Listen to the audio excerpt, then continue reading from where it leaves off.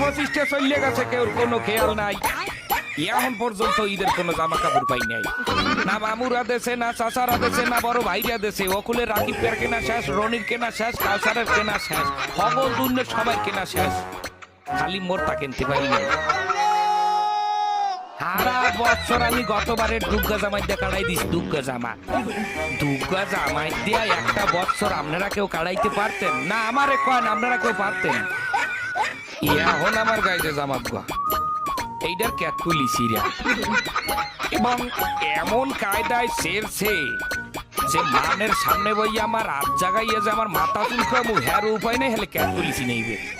এবং পেন্দনের যে প্যান্ডা সবাই জানেন ফুটপাতে কিনছি, এই প্যান্ডার মধ্যে 19-20টা তালি, সিরা প্যান্ট সেলাই করিয়ে তালি দিয়ে হেগিয়ে পর হিন্দি।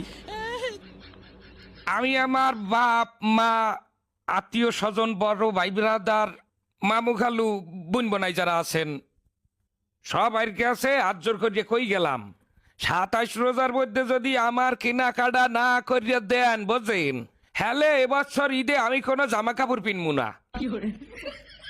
হাফ পিনতে খালি গায়ে নামাজে খারাইলে কলো মানে জিগাইবে একবার ক্যার বাইর ফো, ক্যার নাতি ক্যার পোয়া, হেখালে কি আমার আল্লাহর ইজ্জত যাইবে?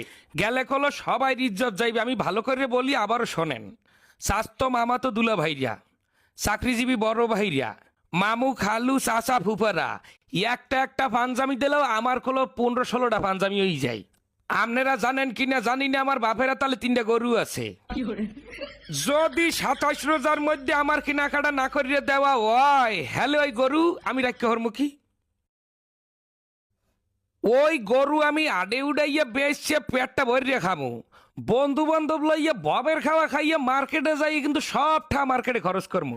আপনারা অনেকেই কইতে পারেন যে এটা অসম্ভব কাজ, কিন্তু অসম্ভবকে সম্ভব করা অনন্ত জলিলের কাজ, এটাও আপনাকে মাথায় রাখতে হইবে।